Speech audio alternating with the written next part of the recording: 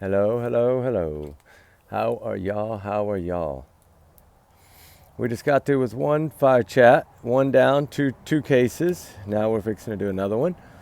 So y'all get ready. We're gonna talk a little bit about a few things because I have some photos I wanted to show y'all of a trash truck incident. I want to give a little bit of time here to Sebastian Wayne Drake Rogers. Okay, the missing teenager out of Hendersonville, Tennessee. Y'all know my primetime number one suspects in this case. And remember, this is all alleged. This is just my opinion, my thoughts, my theories, my speculation. My free speech, not to reflect the channel. Y'all's comment, y'all's alone, not to reflect the channel. We do our research together, guys. Because we're a big hearted little family. And I want to say, trigger warnings, time to 100 million in this case. This is the story of Sebastian Wayne Drake Rogers. And I want to say he has been missing since February the 25th, 2024. Last seen leaving the Texas Roadhouse with his mother, Katie Lynn Proudfoot. And that was a bad one. You couldn't see that one. And that was around 6:25 p.m.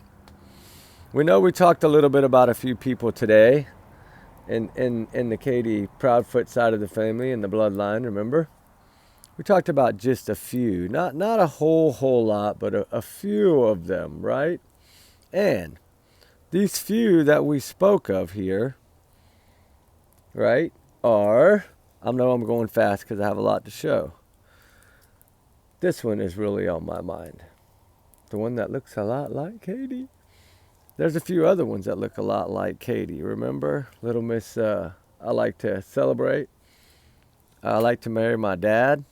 You know what I'm saying? Katie's mom.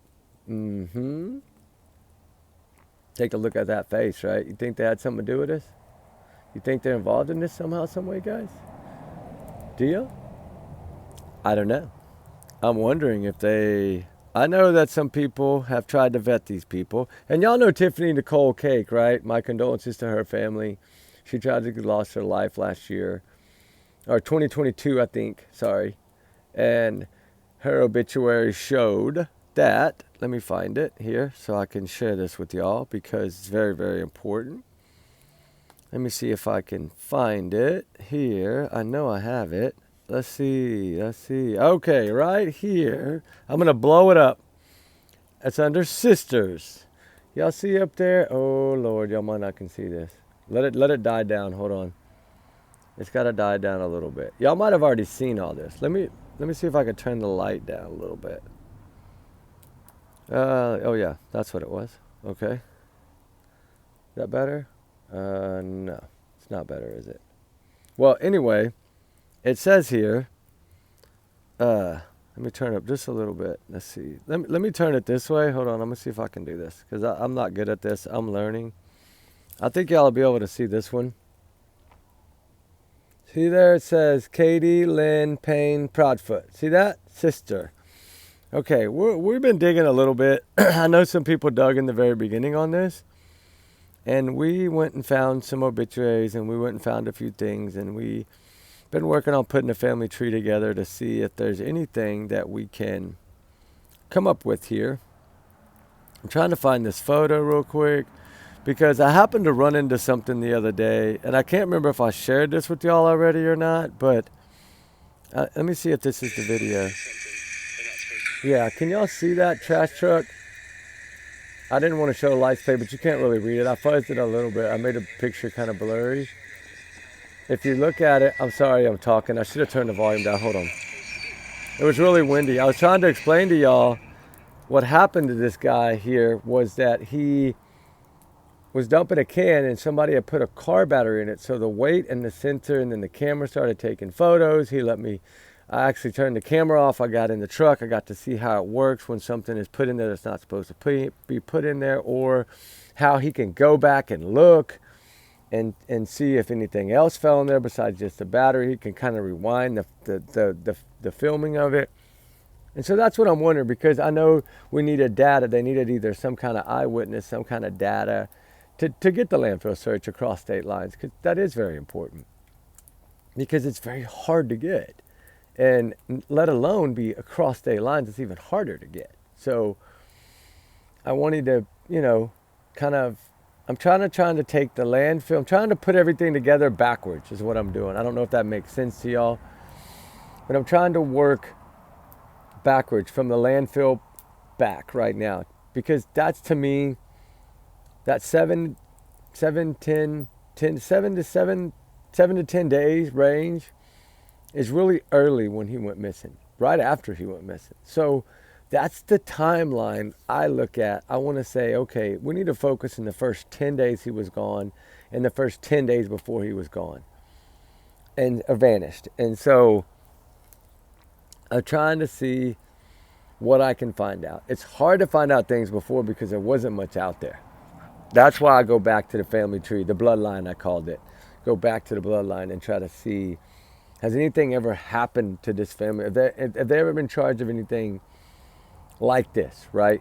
Harboring someone, or that's what I'm looking for. That way I can find out, okay, would it make sense that they're involved? Well, if not, then, they're just not involved, and I'll move on and scratch that chapter and go somewhere else. But if you're looking around, to me, the Hendersonville area has been searched so thoroughly. Sorry, I had to get a drink, my throat itches. But I think we're going to have to look way beyond that. So y'all know me, I've always been around Yogi Bear area, Mississippi area, Horn Lake area. That's where I've been. Like, I think it was Yogi the Bear. Hold on, let me see. I think I took some photos, actually. Hold on. Well, I know I got a lot of photos. I don't know if I have them on this phone. Hold on just a second. I think it's on the other dang phone. To see, I use my other phone way, way more. Yeah, I didn't have them on this phone. I just had the stuff started the end of the family tree. But anyway, Horn Lake, I'll use one on the thumbnail. Horn Lake is right there, kind of by Yogi the Bear. The campground, where they stay. The Proudfoot stayed. And when they ghosted this child and went up there, which no mother in their right mind would ever leave their child like that. So I've always tried to heavily search that area, because if that car, the flashlight video, Tinkerbell, I call it Tinkerbell video, if that video is relevant and is what I think it is, then it would go along with someone being in Memphis with Chris's phone, and he was there. Someone that he could have just sent up there Sunday morning, Saturday night, any time around in there, and they could have been staying up there where he could have looked like he had an alibi for the weekend. A lot of people say he was at the poker party, this, that, and the other. We know out of his own words, he said we would have heard him. So he's pretty much put himself at home. But to be back in time to 6 or whatever for that phone call to 911 and all that stuff, if his phone was there, I know he had to be back before then. So that flashlight video would be perfect timing for that being the car that picked Christopher up and took him back to Memphis. And then if Terry was there, or somebody else they know was there, that they were paying to be there, or whatever, family member, whoever it may be, that had Chris's phone, that was staying in his camper, so he could do that 9:43 p.m. phone call that he was gave the exact time, 9:43, 9:46, and it was till about midnight, right around midnight, right around midnight. He made that really clear. And that's why I think he was home. I think he was either just probably called Terry on his phone and said, hey, just lay my phone down on the table. I'll hang it up in a couple of hours. Did what he did, cleaned up whatever he needed to clean up, figured out how to get everything ready to go. They put some stuff in the trash that overweighed the can. Or on purpose, they put some stuff in the trash to throw them off, thinking that would throw them to the landfill. But I don't think so. Now that I know, they could go back and view cameras and all that of that trash being dumped, right? Because they were on it right away. So we know they had all that footage. That's part of their surveillance footage, they call, right? Is the trash truck. Because those cameras on those trash trucks film that. So yes, they can get it with a warrant. And I believe whatever they found in that can or saw in that photo alerted them that they think a crime was committed, so they went and were able to get the landfill warrant across state lines. I do believe that. In my opinion, I do. I mean, of course, it is just my opinion, allegedly, but I believe that. And I feel that trigger warnings, too. I think I said that, but trigger warnings again times 100 million. Oh, the thing is, somehow all this has to be tied. So it's trying to figure out how they tied it. And that's the main thing. But when you're searching for someone a lot, you don't have time to break down as much. So now that I'm really blessed actually that I had to work this extra week, because it really gave me time to do a lot of this digging. And while I was sitting out there at work, I have 30 minutes here, 20 minutes there, 30 minutes, I was digging, working on the bloodline, working on the tree. I'm waiting on a few more emails on a few pieces of the puzzle. And if anybody knows anything other than, there's not much out there about the Cake family. If anybody knows anything about that family, that one that put Katie was her sister in that thing, I would like to know a little bit more. So you can email me, whatever, put it in the comments, however you need to do it. I haven't been answering comments in the last 4 or 5 hours. I've been swamped, and then when I got home, I had so much to do, and then I jumped straight over here to this, and I didn't even have a chance to cut wood. I got one log left, literally one big log left that was for the other fire pit. So we'll just see how, hopefully it'll stay lit for a little while, guys. I hope, I don't know, I pray. Hopefully it'll give us a little bit of fire, but, whoa, that was a couple of leaves I threw in there. Anyway, somehow it's all tied, and I'm working my butt off trying to figure it out. I think that the landfill search is way more important than what we're thinking. That Tinkerbell video, I know I said from day one that it came out, is probably the most important piece of this whole thing. And that's why they've never released any of it, right? They didn't do it. That was Nick Barris that got a piece, but... And then that other one, the car that's seen or whatever, that's not the real footage of the car that they have. That clip has not been released yet. So when people are guessing, is it a car, is it a truck? The other one that I was talking about looks like a truck with a brush guard, It's a little bit different than that picture that's floating around right now. That picture floating around right now, from what I'm being told, and I trust this person very much. Actually, I've been told now by way more than one of them, way more than one person, that's not the actual vehicle that was caught on camera. So that's good that they were able to keep it like that, right? That means we really don't know, which it gives them something, and it gives us more hope, because they're not releasing it. Only things they've released is what they've debunked. And that's the only thing going around right now, other than the one little clip, like I said, of Tinkerbell video that Nick Barris was able to get. And we know all this happened in less than 2 minutes, most likely. So, something was planned and executed, and I think it was 3 people. Well, it pretty much had to be 3 people, because whoever ran out there and then ran back to the back of the house and came in beside that tree right up to that back patio door, whoever that is, which I believe that's Katie, because she was the only one home after that. So I think that was her returning back to the house after whatever she had helped carry out there, whether it be Sebastian, whether it be bags of whatever they needed to get rid of. You know how many dumpsters are along the way to Memphis that they could have put anything in that would have never been found? You can't search every landfill. You get me? You could have stopped halfway, put it in something. He could have taken bags of stuff back with him, put in that cement pour, and we never know. We know he's really good at heavy equipment, so there's a lot of things you can do with heavy equipment in a short amount of time. That's what's always made me nervous about them pushing that construction site. I thought, maybe somehow he was able to bury that child there, but I think they would have found him by now if he was there, pretty sure. Unless they're doing this as their way of letting him be found, maybe. I don't know. There's always, you got to be careful at how we talk about this, but I got a lot in my mind that I have not put out yet. And I don't want to yet because I'm still working on it. But It's a pretty interesting case. It really is. And it took.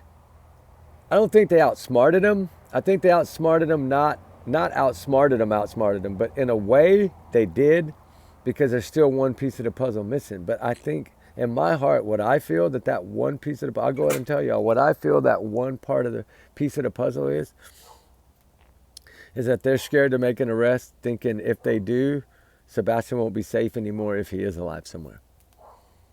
I think they're trying to find out where he is first. If you go back and look at Amber Alerts and the upgrade of the next day, everything happened in that first 48 hours, which, you know what, is the most critical and important. So whatever they found out, I believe they know the truth.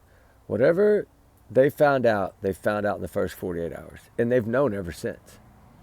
And they can throw out, yeah, we have our little theories, but, you know, we're not going to put them out there. Yeah, they're not putting them out there because they don't want us to know yet, because they want to make sure that if they did move him, that they can find him before they make the arrest.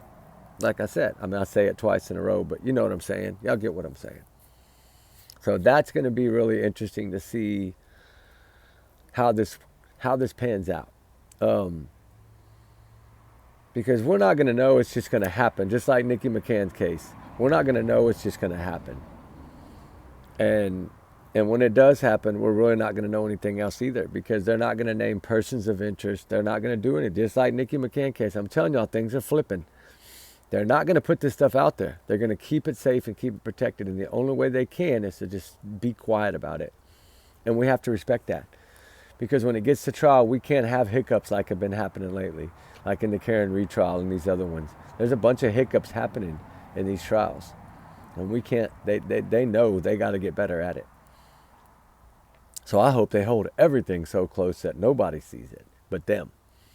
And I think they've been able to do that. And that's a good thing about a small little town like that, is they don't have to let things leak. And believe me, only probably one or two, I think the DA knows, Eric Craddock knows. I think maybe about 5 people, that's about it. Because I think they were worried about saying anything to certain people around that sheriff's office and the police department that it might get back. So, of course, they come out and say whatever they want. No, everybody's cooperating fully. Yeah, everybody's cooperating fully, but you're not ruling foul play out. You're telling us that you don't believe that this child left on his own. You don't believe he left that house at all on his own.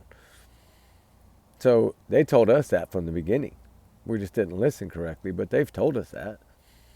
I mean, my gosh, they searched the landfill to cross state lines. If that don't tell us something, I mean, we know that Katie and Chris have not been in contact with TBI in a long time. And I think it's over the lie detector test. That's what I think it's over. They lawyered up. Chris was never going to plan to take one. I don't believe he's ever taken one. In my opinion, I don't think he's ever taken one. Because if you remember what he said, well, because of my whereabouts, I didn't have to. Remember? If he didn't have to, believe me, he's smart. He's military, 20 plus years. He ain't taking it. Plus, I don't hold up in court. So he's just going to say, oh, you can't make me take it. You can't force me to take one. He's not taking it. Just like I don't think Joshua in that other case will take one either. They're not dumb. And their lawyers are not going to allow them to take it. He beat around the bush all he wants. He said he took one on Facebook, remember? And he didn't. Then he got on Nancy Grace and we found out he didn't. So I don't see a receipt. The only one I see a receipt for is Seth Rogers, which he has been upfront about everything, I think. He hasn't hit it. He don't care what people say about him. He could give a damn less. He just wants his son back. And that's how you should be as a parent. But the other two are too worried about making their own alibi and clearing their own ass. So what does that tell you? They never really got out there and searched. They never really begged. They've never really done anything. They've changed their stories how many times? We're looking at it right now in the Dominican Republic case. Katie and Chris have changed their stories probably just as many times. But the good thing about it is they've talked so much and slipped up so much that we've been able to build a case on our own, right? Our public opinion case. Which a lot of times is what pans out. If you really go back and look at all the cases, it usually pans out. You usually have some that say, I don't think they got enough. Then you have some that say, oh yeah, they got plenty. And then when it hits, they're like, oh, wow, they had this and we never knew it. They had this, we don't know it. They don't want us to know it. So I think something's fixing to blow up. I was at the point about to give up, like saying, I don't think they're going to do nothing. And then I got a few little pieces of information. And I was like, are you kidding me? And then when I realized how important that state lines landfill search was and how hard that warrant is to get even with help of FBI and Secret Service, they still, it's a task in hand. But knowing now I've learned about these trash trucks and these cameras and these things on them and these weight and balancer things on them that weigh these cans, that the truck tells them what each can weighs. That's why they know how much trash is in that truck. So when they radio that in that they're headed to that landfill, we have X amount of weight in this truck. Because why? They can only put so much weight in there. It's CDL. You have to follow the rules. That driver, his CDL's on the line. So if you can only have 20,000 pounds in there, you can't go over that. So your truck knows on average about what each can weighs before it even picks it up. So when it picks it up and it's 20, 30, 40, 50, 60 pounds overweight, it flags it in the computer. So then when they call into the trash, hey, it's so funny that this child vanished on trash morning. Right after the trash left, he vanished. They call him in as missing. Right after. Not far after the trash is gone. An hour after the trash man left, which, y'all want to know my opinion on something else of why she left that house? Y'all really want to know? Because I've never told this, but I'm going to tell it now. I think she was looking for the trash truck to make sure he had got out of town. That's what I really believe she was doing. And I'm just going to say it. I don't care what anybody says. Y'all might call me crazy if you won't. But I think that's more or less what she was doing. Because we believe, from what we've learned, she drove, almost to Gallatin or almost to Gallatin, I think, out that way. So was she making sure that trash truck got out of town? Was she making sure it wasn't nowhere else? Because we don't know what other streets it goes to after it leaves there, but they know. They live there. So that's what I think was going on. And I think once it was out of the county, out of that area, they called 911, the sheriff's office, 6:33 a.m. That would have given that trash truck about an hour to be out of there. So by then, it had been well on its way to White Plains, Kentucky. And then I think they figured, state lines, they'll never get a warrant for over state lines. I think they thought that. And I think when that backfired, they started speaking. That's my thoughts. I haven't put them out there before. I'll put them out there now because I've always said that Tinkerbell video is the number one piece of evidence in this case besides the trash truck. And I know a lot of people say, trash truck's old news. You're talking old news. No, I'm not. We'll wait and see what comes out at the end. And then we'll sit back and say, it either was or it wasn't. And if it has nothing to do with it at all, and I could be totally wrong. I'm wrong all the time. If I'm wrong, I'll accept it. I'm wrong. But I'm really serious. I think this landfill search has something really seriously to do with this case. Because when you go back and watch that clip on the 27th, the next day, after little Sebastian Wayne Drake Rogers vanished off that front porch, poof, like Pappy says, think about it. What did he say? He says the mother has accounted for all his shoes, but I'm not going to say he's not wearing shoes. And then what did the other guy say? We got some snow flurries coming in. It's going to be really cold. We're concerned about his clothing because we don't know what he's wearing. We really don't know what he's wearing. What does that tell you right then and there? You got both of them saying it. Both of them going against what the mother of this missing child just reported. Around 24 hours before that. They didn't believe a word she said, guys. I think what we see from them, of them pushing this narrative to clear themselves, I think they were pushing that from the moment the sheriff's officers got there. I think Chris was so worried that Katie was going to mess up that he had to make sure his mom was there before the cops got there. You want to know that? That's how I feel. I could let y'all know a whole bunch more, but I'm not yet. But because I want to finish putting it all together, and then I'm going to do like a little 2-hour where I lay out everything I think happened in this case. You got to remember, I've been boots on the ground quite a bit up there. spoke to a lot of locals, a lot. I spoke to a lot of neighbors. I still speak to them. I'll probably on at least 3 or 4 times a week. I email a lot. I hear the gossip on the streets. I hear the rumors on the streets. I mean, something is brewing in the town of Hendersonville, Tennessee. And you know who's making it brew? It's one name that's making it brew, and that's Sebastian Wayne Drake Rogers. I'm telling you guys, I said it, about a month and a half, 2 months ago. This child captured America's hearts. And not only America's hearts, he captured Eric Craddock's heart. And I know a lot of people give him a hard time because of some of these things in his past, but you can't look at that. You have to look at what he's doing now. And when he breaks his case, which he's going, I feel that he's going to break it. And when he gets to make those arrests, which I don't think he'll be the one making the arrest. I think FBI will be the one making the arrest. But I think it'll be just like on the Gilgo 4. I think it'll be FBI that'll swarm and make the arrest. I think that, SWAT will probably be involved too. Remember somebody said, we didn't know we had a SWAT team. I think that was Bonnie the neighbor. We didn't know we had a SWAT team. Yeah, everybody has a SWAT team. And I think they'll be in action pretty soon. I hope, I pray. But like I said, remember, allegedly is just my opinions. But I did want to, touch a little bit on Sebastian Rogers tonight. I'm so beat, guys. Y'all can tell by my voice. My throat's hurting right now. It's scratchy. I don't know. I guess it's cold and hot weather got to me. I got one more video to do after this one. And I just did 30 minutes. Yeah, I got a little ways to go. Plus, I did like 3 or 4 videos today during work too. So, but we got a long way to go. I got Lady Bird Lake and one other one I'm going to cover. But while we're in Sebastian Wayne Drake Rogers, I do want to say that keep spreading his face, please. Keep saying his name. Keep searching, right?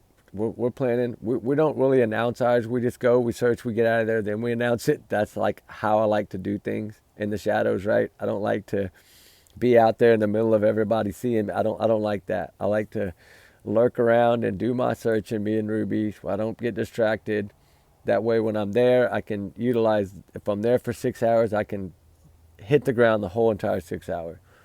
And I don't have to deal with anything else or no distractions. But, Sebastian Wayne Drake Rogers was last seen leaving the Texas Roadhouse on February 25th, 2024 at 6:25 p.m. And y'all can talk about the man in the yellow jacket. Y'all can talk about the green hoodie. Y'all can talk about all that. But I don't think any of that is relevant. I think what's relevant is those two. Suspect 1 and Suspect 2. I think, to me, they're my suspects. Everybody has their own opinions. I get it. And I respect everyone's opinions. And it's all about big hearts and faith to me. Y'all know that. I respect everyone's opinions. I don't bad or talk about anyone no matter what. That's their opinion's their opinion. They're entitled to that. They're entitled to their free speech. Who am I to tell them differently? So, yeah, I welcome any comment. It doesn't matter what the comment is. As long as it's not rude or vulgar, I'm fine, I know there's trolls. Everybody knows there's trolls. I pray extra hard for them because their hearts are cold, right? I pray to God to help them, give them the strength to be positive instead of negative. Because usually the trolls are the guilty people, right? I hate to say that, but they're the ones that go against what everybody else in America pretty much thinks. But, it happens. It's part of life. It's a cycle.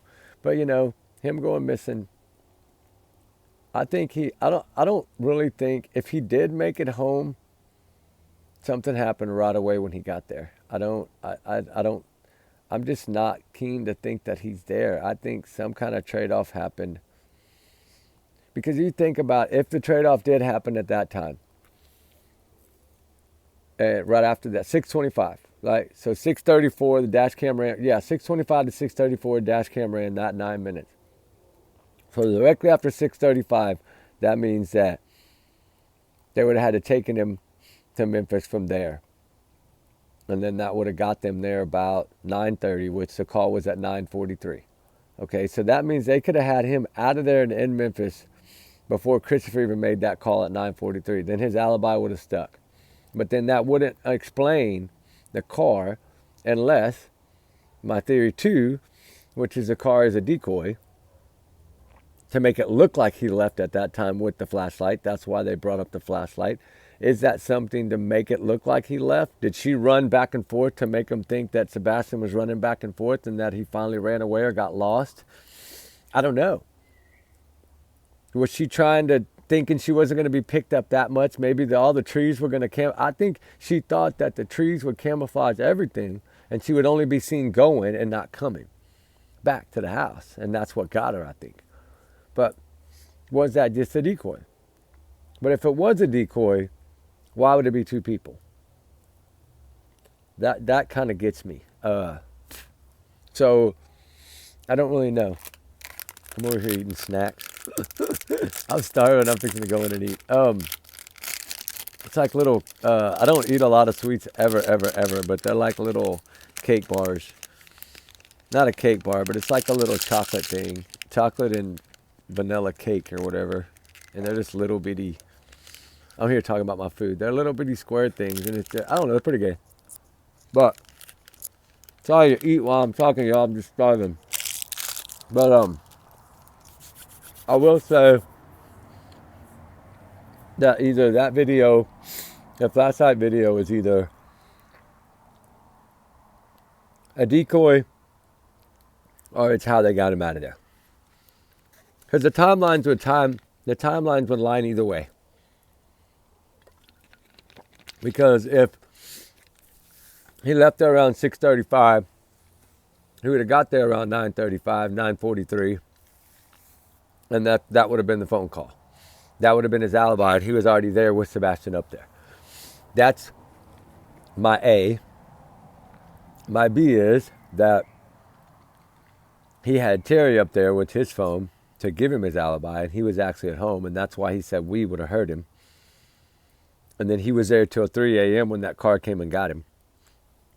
And that's when he took everything with him. Sebastian's body, bags, whatever clothes, whatever, anything he needed to get out of there. He took it all in that car and they drove him to Memphis.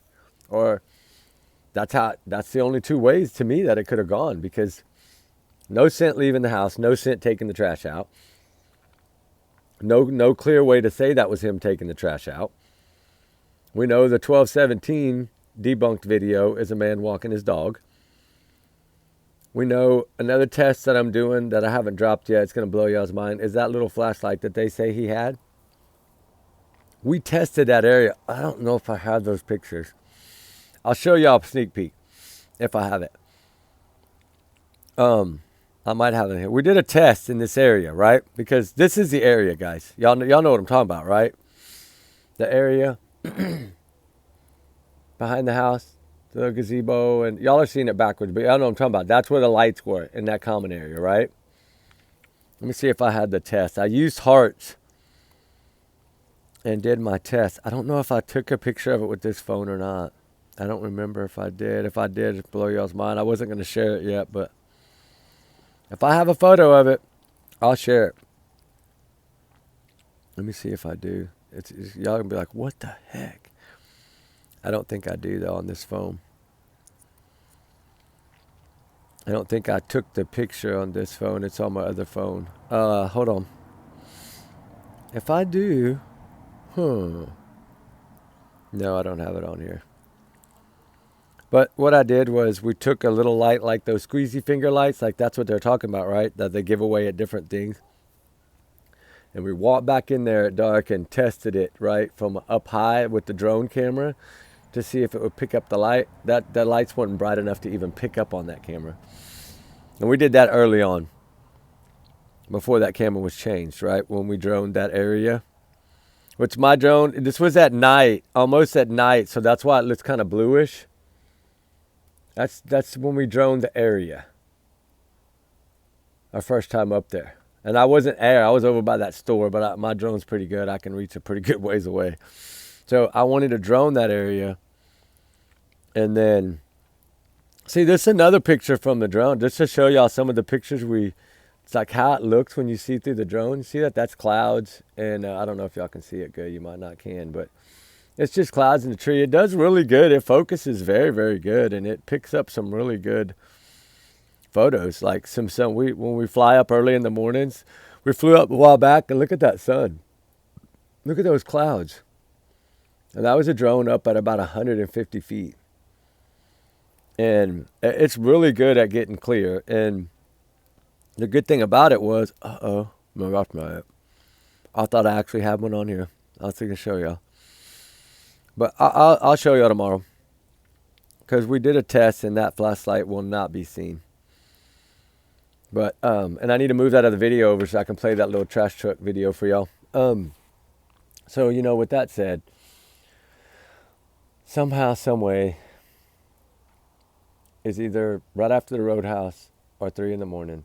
That's the only ways. I think her leaving that house was not to search for him, was to make sure that trash truck was gone out of the county.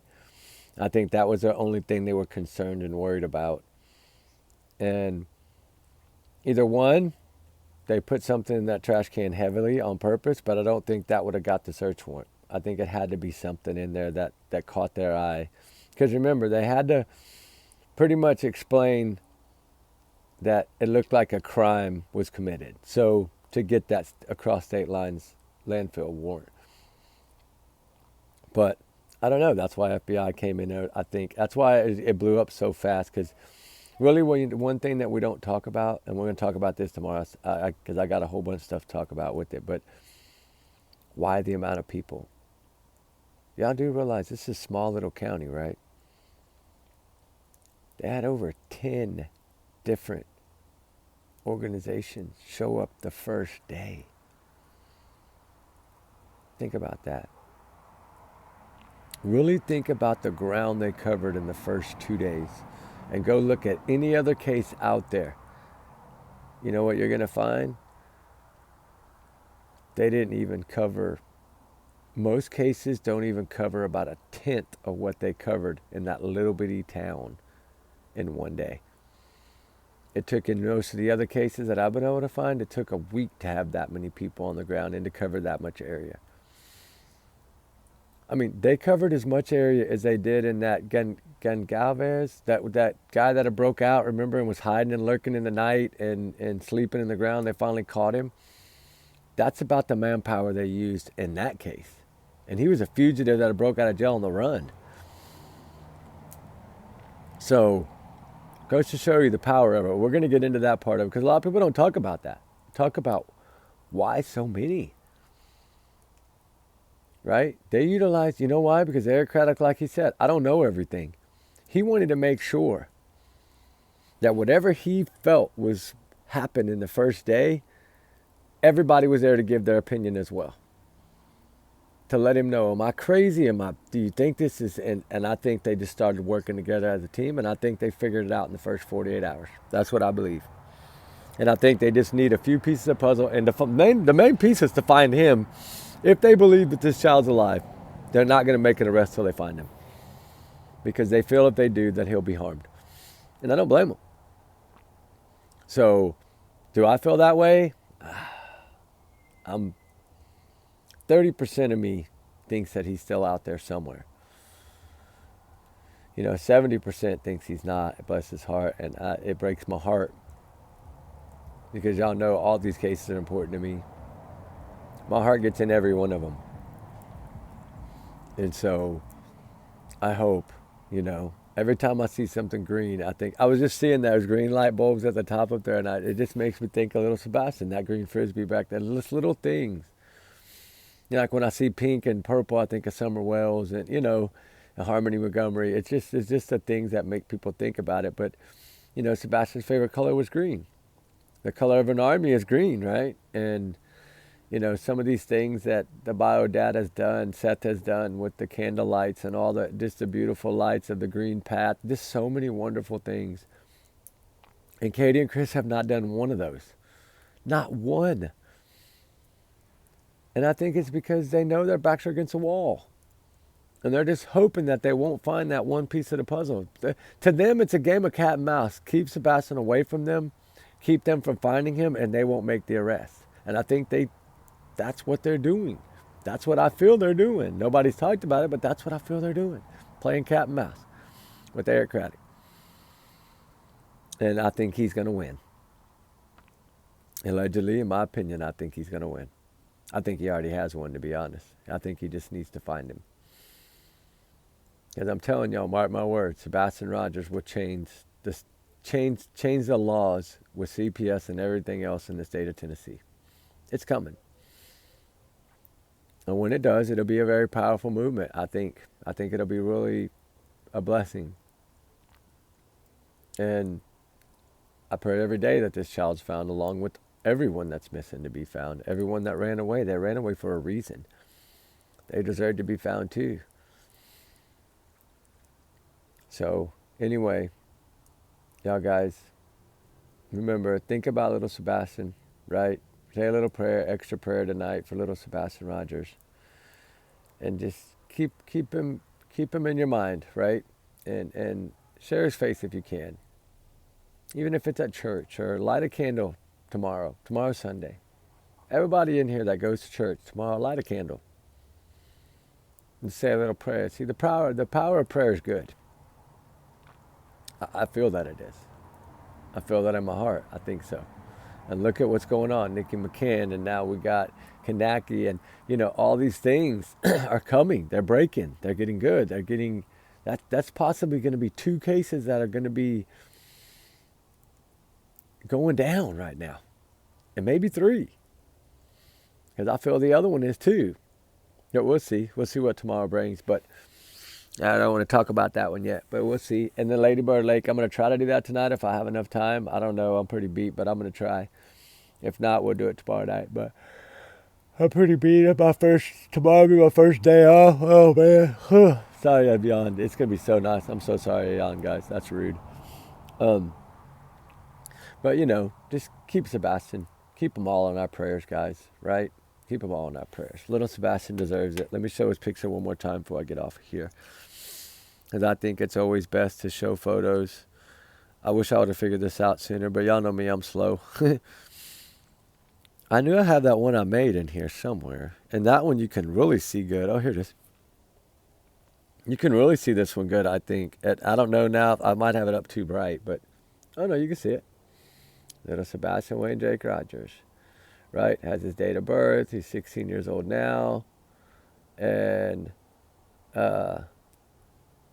autistic and all the good stuff. It's upside down. Oh, because I got it upside down. The way y'all are seeing it is backwards upside down. But, justice for Sebastian Wayne Jake Rogers. Let's keep pushing, guys.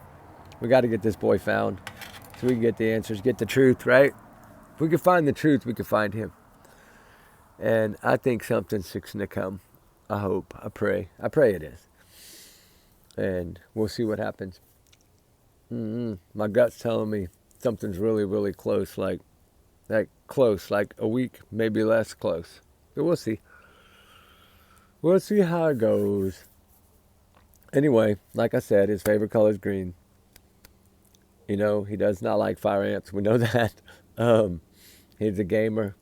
He loves to play games. Hey, Call of Duty with his dad, Seth Rogers, and he likes, Minecraft and Star Wars, and, he's just an all-around good kid, captured America's hearts. He's unique, just like all these children are unique. Everyone's unique. All of us are unique in our own way, but Sebastian is just extra special. I've always said that because with special needs, they need extra love, extra care, extra attention. They need that specialness, right? And to me, that makes them extra special. God made Sebastian Rogers extra special for a reason. And that's why we got to find him. So keep up the prayers, guys. Love you guys. Sorry I'm cutting them short tonight. It's not that short. Oh my God, 45 minutes. Oh man, I got to hurry up. And I got to eat before I do the next one. And I got to cut some wood real quick. Get that fire going again. Because it's about out. Yeah, it's about out. Oh, it's almost going good. Man, I'm sorry, guys. I didn't realize it was almost all the way out. Let me give us a boost before we go. And maybe it'll catch. Maybe it'll catch. But anyway, we'll leave it on that bright note. All right, guys. We love y'all, guys. We'll see y'all later on, tomorrow, something.